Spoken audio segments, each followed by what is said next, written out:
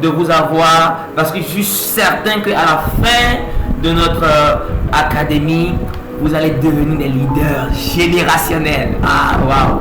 Est-ce que vous pouvez acclamer pour vous-même? Acclamer. Nous sommes en classe maintenant.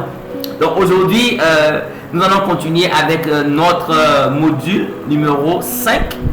Le module numéro 1, nous allons parler des 5 niveaux de direction.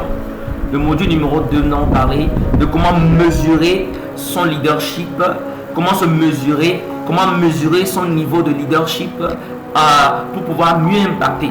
Après, nous allons parler du module 3, nous allons parler des outils pour découvrir son don. On a expliqué que tout homme a été créé par Dieu, tout homme a naturellement des talents.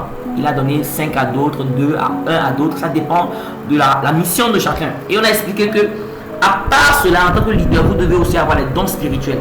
Et on a expliqué comment il faut l'avoir. Donc il est important d'ajouter votre don, découvrir votre don spirituel, parce que nous sommes dans un monde spirituel. Donc quelle que soit la sphère dans lequel vous appartenez, vous avez besoin de comprendre le monde spirituel. Parce qu'aujourd'hui, vous voyez les gens dans le monde, la politique, dans les gouvernements, partout, ils sont dans les loges. Voilà, ils appartiennent, ils sont connectés à un esprit. Tout homme est connecté à un esprit. Soit l'esprit de Dieu ou l'esprit de l'autre que vous connaissez. Voilà. Donc, il est très important que vous découvrez votre don spirituel. Et le module 4, nous allons parler de comment gérer son temps et ses priorités.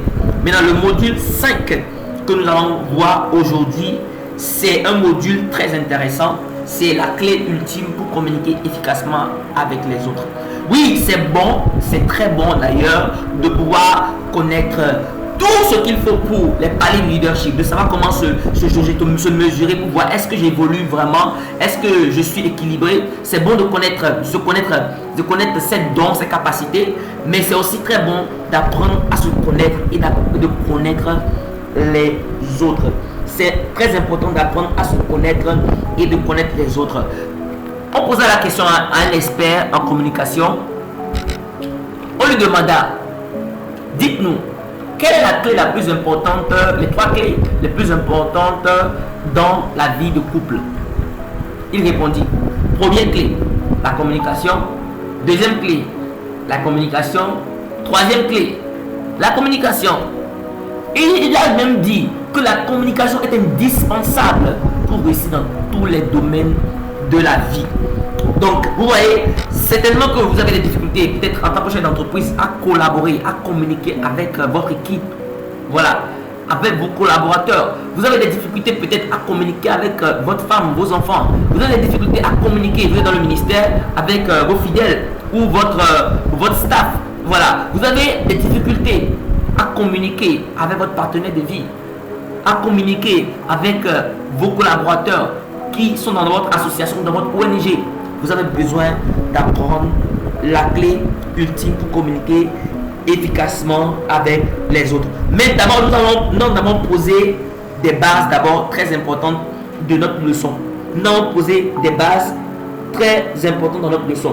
La première chose que nous devons comprendre d'abord, nous devons comprendre que il faut, d'accord, il faut accepter, d'accord, que les gens qui sont autour de nous sont différents de nous.